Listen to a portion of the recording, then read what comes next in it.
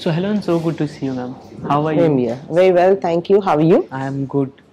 अभी तक की जो आपकी जर्नी रही है काफ़ी इनक्रेडिबल रही है, लोगों को काफ़ी पसंद आई है, चाहे फैशन हो चाहे आपका एक्टिंग करियर हो। अब आप कैसे देखते हो आपके अलग अलग स्टेप लेने के हर चीज़ का? I am one of those people hmm. जिन्होंने अपनी जिंदगी के हर पड़ाव को उतना ही एंजॉय किया है। जैसे कुछ लोग कहते हैं कि काश मुझे फिर से बचपन मिल जाए, फिर से स्कूल लाइफ मिल जाए, फिर से कॉलेज लाइफ मिल जाए। मुझे ऐसे कभी नहीं लगता है। मुझे लगता है कि ज़िंदगी बहुत इंटरेस्टिंग रही है अब तक, और आगे भी जो कुछ आएगा बहुत इंटरेस्टिंग आएगा। और बहुत लोगों को ये भी लगता है कि भाई बस अभी बहुत जल्दी, मुझे बहुत बूढ़ा नहीं होना। मुझे अगर यूनिवर्स एप्लीकेशंस एक्सेप्ट कर रहा है तो मुझे बहुत बूढ़ा भी होना है, because I want to experience every point of life. बिल्कुल। अगर आपसे ये न्यू कमर्स पूछे, ये जेनजीज पूछे कि व्हाट इज़ लाइफ और इंजॉय करने का पार्ट क्या है लाइफ में, और जिस तरीके से, क्योंकि अभी लोग काफ़ी जल्दी स्ट्रेस में आ जाते हैं, एंजाइटी, स्ट्रेस, ये सब हो जाता है, तो वो सबसे अगर एक फार्मूला आपको देना हो कि नहीं ये लाइफ नहीं है, लाइफ इज इंजॉयमेंट, तो क्या होगा आपकी तरफ? सो अगर मैं ये कहूँ कि लाइफ में सैडनेस नहीं होता, एंजाइटी नहीं होती, डिप्रेशन नहीं होता, लाइफ में फेलियर्स नहीं होते, तो वो बहुत बड़ा झूठ होगा, क्योंकि that is what life is all about. पर यू हैव टू कंपेयर आपकी ज़िंदगी में कितने खुशियों के मोमेंट्स आते हैं और कितने बैड मोमेंट्स आते हैं। अगर डाउनफॉल्स नहीं आएंगे तो आप एंजॉय कैसे करोगे जो आपको अचीवमेंट्स होंगी उसकी? अगर आपको कुछ सेटबैक्स नहीं मिलेंगे तो आपको कभी आदत ही नहीं पड़ेगी ये देखने की कि ये चीज़ ये ना होता तो क्या होता। I have had a very nice life, पर ये मैं नहीं कहूँगी कि मेरी लाइफ बहुत आसान रही है। मुश्किलें आई हैं, तकलीफ आई है, दोस्तों से लड़ाइयाँ हुई हैं, दोस्तों से धोखे खाए हैं, ये सब हुआ है।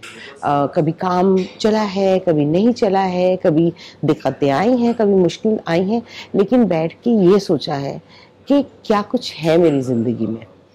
दोस्त, फैमिली, माँ बाप, भाई बहन, अड़ोसी पड़ोसी। I am a very people's person. मैं बहुत बहुत रिश्ते बनाती हूँ। तो शूट पे जिनको मिलती हूँ वो हैं, जो बाहर जाती हूँ उन लोगों से मिलती हूँ, अनजान लोगों से बात करके उनसे दोस्तियाँ बना सकती हूँ। तो जब ये सब है तो आपको दिक्कत से निकलने के रास्ते भी बहुत होंगे। अगर आप किसी गुफा में भी फंस जाए ना, अगर गौर से देखेंगे तो कहीं ना कहीं एक रोशनी की किरण आ रही होगी, और वही रास्ता है बाहर निकलने का। So when you feel that there is nothing left, आप बैठिए और आप सोचिए कि जिंदगी ने आपको सबसे बड़ी चीज क्या दी है। जिंदगी ने आपको सबसे बड़ी चीज दी है वक्त। आपके पास वक्त है, और जिसके पास वक्त है ना उसके पास सब कुछ है, क्योंकि वक्त में बहुत बड़ी ताकत होती है। उस वक्त में भी आपको लग रहा है कि बहुत बुरा होगा, इससे बुरा नहीं हो सकता, लेकिन आप सोचिए कि उस वक्त से बुरा भी बहुत कुछ हो सकता था जो नहीं हुआ आपके साथ। तो सोचने समझने पे आपको पता चलेगा कि this is not as bad as it can get. There are worse things that could happen. इससे बहुत बुरा हो सकता है लेकिन इतना बुरा नहीं हुआ, और इससे बेहतर होगा। और अगर आपको ये लगे कि इससे बुरा नहीं हो सकता है तो फिर तो उससे तो बेहतर ही होगा ना। बिल्कुल। जब आप बिल्कुल ही रॉक बॉटम हिट कर जाएंगे तो उससे तो आप ऊपर ही आएंगे।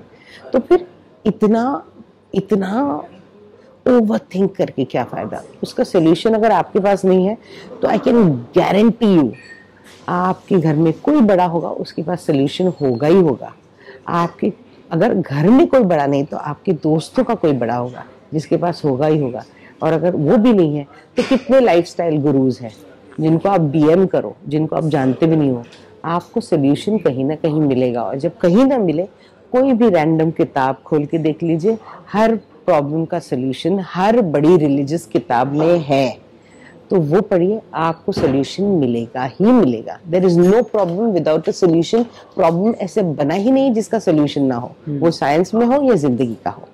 आपके चाहने वाले आपकी बातें सुनकर तो खुश होते ही हैं, और आपको देखकर और खुश हो रहे हैं जो आपका दंगल टीवी पे शो आ रहा है। जी, कैसे रिस्पॉन्सेज आपको उस शो से अभी तक मिल रहे हैं? मैं अभी किसी से कह रही थी कि लोगों को लगता है, जो फैंस हैं उनको लगता है कि अरे बुआ के पास हर प्रॉब्लम का सोल्यूशन है, बुआ की पहुंच बहुत ऊपर तक है, उनको लगता है हर प्रॉब्लम का जो इलाज है वो बुआ कर ही सकती है। ये कैरेक्टर इतना स्ट्रांग है, और हर हर पड़ाव पे, हर मोड़ पे, इस शो के हर ट्विस्ट पे ये कैरेक्टर और स्ट्रांग और बेहतर ही होता जा रहा है। तो मैं तो बहुत एंजॉय कर रही हूँ उसको, और ये शायद कैरेक्टर इसलिए अच्छा हो रहा है क्योंकि ऑडियंस इसे मुझसे ज़्यादा एंजॉय कर रही है। जब ऑडियंस को अच्छी लगती है ना चीज़, तो वो बेटर बेटर बेटर बेटर होती रहती है। तो दंगल चैनल और हमारे राइटर्स जो हैं, हमारे प्रोड्यूसर जो हैं, उन्होंने इस कैरेक्टर को इतना खूबसूरत और इतना ट्विस्ट टर्न वाला बनाया, बिल्कुल जलेबी जैसा कैरेक्टर है। ये ट्विस्ट है, वो टर्न है, यूं है, उलझी हुई है, लेकिन end of the day it is a very sweet character. OTT, television, बड़े पर्दे पे आपने तीनों में काम किया, तीनों में सबसे बड़ा डिफरेंस आपको क्या लगा और सबसे इंटरेस्टिंग पार्ट क्या लगा? सबसे बड़ा डिफरेंस ये है कि हमें टीवी में प्रिपरेशन का टाइम नहीं होता, और सबसे अच्छी बात ये भी है टीवी की कि हमारे पास प्रिपरेशन का टाइम नहीं होता है। जो चीज़ इम्प्रॉम्प्टू होती है ना, जो चीज़ ऑन द फ्लोर होती है, उसी वक्त होती है, वो उसका जायका ही अलग होता है। आप कई बार उसमें ऐसी चीज़ें कर जाते हो कि आप खुद अचंभित हो जाते हो कि ये मैंने कर दिया या ये मुझसे हो गया। So the biggest difference is again like I said, preparation का टाइम नहीं होता है। टीवी, फिल्म्स और ओटीटी में यही डिफरेंस है कि ओटीटी और फिल्म्स में आपके पास बहुत टाइम होता है सोचने का, उस कैरेक्टर में ढलने का, उस कैरेक्टर से उभरने का। लेकिन टीवी में उतना टाइम नहीं होता, उतना सोचते नहीं हो आप। लेकिन फेम भी टीवी में आपको पता चल जाता है रिजल्ट पहले 15-20 दिन में कि ये चलेगा या नहीं चलेगा, या आपके कैरेक्टर की कौन सी चीज़ लोगों को अच्छी लग रही है या नहीं लग रही। तो इंतज़ार नहीं होता, आपके पास रिजल्ट बहुत जल्दी आ जाता है और आपको इम्प्रूव करने के मौके बहुत मिलते हैं। लेकिन ओटीटी और फिल्म एक बार आपने कर दी, वो प्रोजेक्ट खत्म हो जाता है और फिर रिलीज होता है, तब आपको पता चलता है अरे मैं इसमें ये भी बेटर कर सकता था, ये कर सकती थी, ये डाल सकती थी, which is not in the case of TV. आप हर रोज़ कुछ नया डाल सकते हो, हर रोज़ उसे बेहतर बना सकते हो, हर रोज़ आपको मौका मिलता है कुछ नया करने का। ये तीनों जरिए से आप दर्शकों तक पहुंची, लोगों को पसंद आए, बट आपने पर्सनली ये तीनों में से कौन सा सबसे ज़्यादा जरिया है जो पसंद किया काम करने का? मुझे फिल्म मेकिंग बहुत पसंद है एज अ राइटर, क्योंकि मुझे स्टोरी के ना कल्मिनेशंस पसंद है। मुझे पसंद है ये कि स्टोरी ख़त्म हो जाए। तो as a writer I enjoy films a lot. As a viewer also I enjoy films a lot. और अगर जैसे मैंने फिल्म्स की है, वो बहुत अच्छी एक्सपीरियंसेस वाली फिल्म्स है। वो एक हसीना थी, तलाश हो, डॉली की डोली हो, तो बहुत अच्छी एक्सपीरियंस वाली फिल्म थी, तो मैंने बहुत इंजॉय किया। टीवी मेरे लिए रोज़ की चाय है, ये जब मिलती है तो एक दिमाग में फ्रेशनेस रहता है। तो अगर मैं टीवी ना करूँ तो मैं टीवी को मिस करती हूँ। टीवी एक आदत है, टीवी घर है, टीवी रोज़ जाना है, रोज़ करना है। तो आई एंजॉय दैट। जैसे मैंने आपसे कहा रिजल्ट, इंस्टेंट रिजल्ट, मुझे वो इंस्टेंट रिजल्ट पसंद है। मुझे प्रेशर में काम करना मज़ा आता है, इसलिए मुझे टीवी की एक्टिंग उसलिए पसंद है कि रोज़ का प्रेशर होता है, रोज़ ही परफॉर्मेंस का ये रहता है। आज आप गुस्से में हो, कल अच्छे मूड में हो, परसों आप फ्रस्ट्रेटेड मूड में हो, तरसों आप कंप्लेनिंग वाले मूड में हो, फिर भी टीवी चलता रहता है। रोज़ आपके डायनामिक्स चेंज होते रहते हैं with people and with things on the set. As a artist तो आप काफ़ी ज़्यादा प्रचलित हैं, ये उसके साथ साथ आपके फैशन इंडस्ट्री में भी अलग नाम आपके गूंजते ही रहते हैं। जिस तरीके से रोहित वर्मा आपके स्टूडेंट रह चुके जी, आप उनको सिखाई, और मेट गाला में जिस तरह से SRK जी ने और दिलजीत दोसांझ जी ने जी मेट गाला के बारे में पूछा था। जिस तरीके से मेट गाला में SRK सर ने इंडिया रिप्रेजेंट किया, दिलजीत दोसांझ ने कल्चर के साथ साथ इंडिया को रिप्रेजेंट किया, तो फैशन को किस तरीके से देखते हो आज के दौर में? तो फैशन हमेशा से fashion is ever evolving and fashion is also repetitive. हर 20-25 साल में फैशन जाता है और वापस आता है विद अ न्यू ट्विस्ट। तो डिशेस वही हैं, बस उसमें तड़के अलग है। तो फैशन इज सेम थिंग, क्योंकि बेसिकली तो रोटी कपड़ा मकान की बात है, तो वो चीज़ें हमेशा रहेंगी सिमिलर, लेकिन चीज़ें उसमें नए ट्विस्ट आएंगे। And I think mains fashion is wonderful. बहुत अनएक्सप्लोर्ड है मेंस फैशन इंडिया में और अब्रॉड भी, और उसमें बहुत सारा स्कोप है करने के लिए। सो of course SRK is an icon in himself. तो SRK जो भी करते हैं वो तो फैशनेबल हो जाता है, क्योंकि आदमी की स्टाइल ही ऐसी नहीं है। I am not speaking about his stardom, I am speaking about his style, about his persona. It is so beautiful. So immense unlimited opportunities है फैशन के लिए, स्पेशली मेंस फैशन, जो एक्सप्लोर होनी चाहिए और एक्सप्लॉइट होना चाहिए। बहुत सारा रिसोर्सेज जो हमारे पास है, जो हमने नहीं किया है अब तक।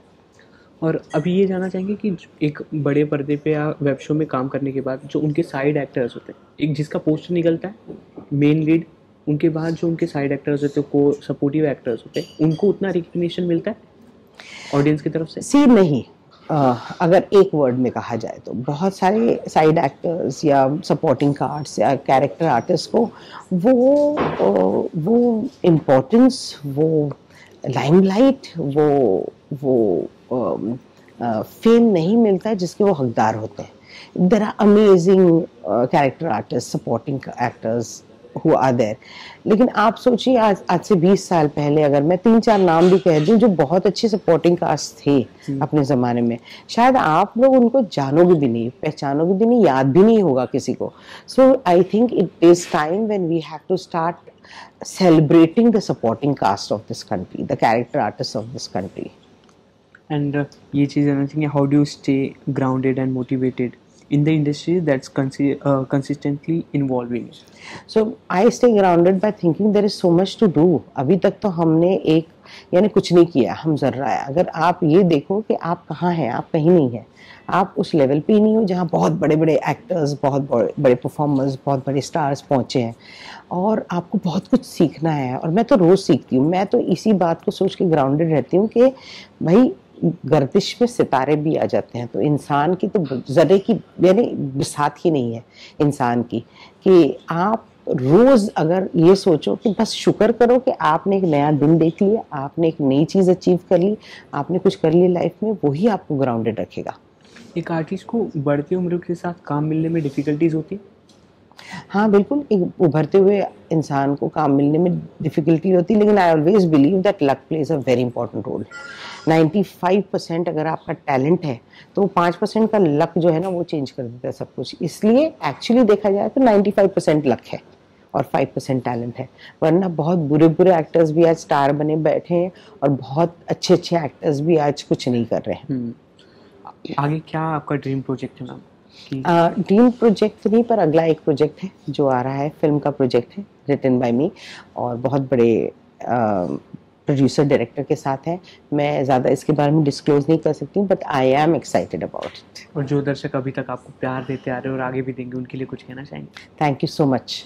बहुत वक्त, बहुत प्यार, बहुत दुआएं आप देते हैं, आपने हमें यहाँ तक पहुँचाया है, बहुत बहुत शुक्रिया। Please continue doing so and please spread the word of peace. अमन और शांति बनाए रखिए, और आगे यही दुआएं करती हूँ कि आपकी ज़िंदगी बहुत खुश हो। Thank you. Thank you.